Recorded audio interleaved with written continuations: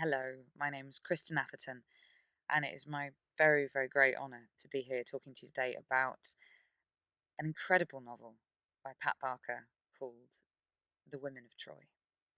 This book is actually a continuation of another novel I narrated for Pat a few years ago called The Silence of the Girls.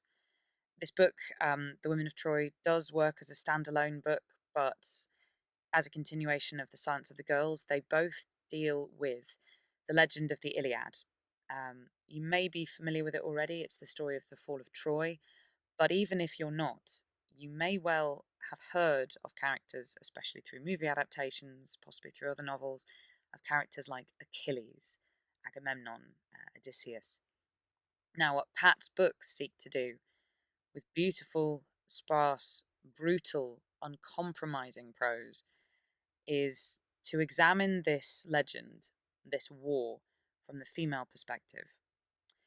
Now, The Silence of the Girls in particular deals with the stories of Helen of Troy, Hecuba, the Queen of Troy, and the main narrator, Briseis. She is a former princess of Troy. She's taken from her homeland, brutalized, made a prize to Achilles.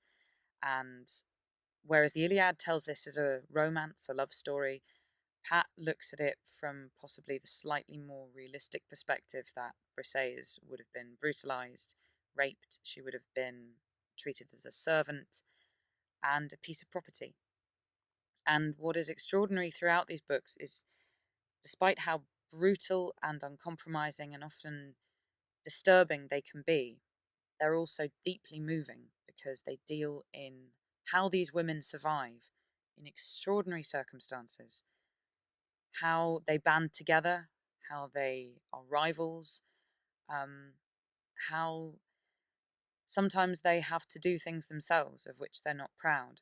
But Pat does it all with a great deal of compassion, humanity, and absolutely uncompromising honesty. And I think beyond the confines of this novel, as beautifully as Pat tells this legendary story, I think there is a wonderful wider point that needs to be taken from it, and that is that there are countless untold stories in war, especially stories about women.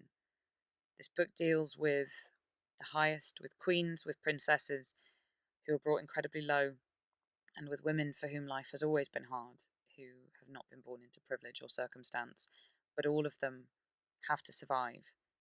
Some of them don't. But it is vital that we hear these stories, it's vital that we tell them, and it's vital that we listen.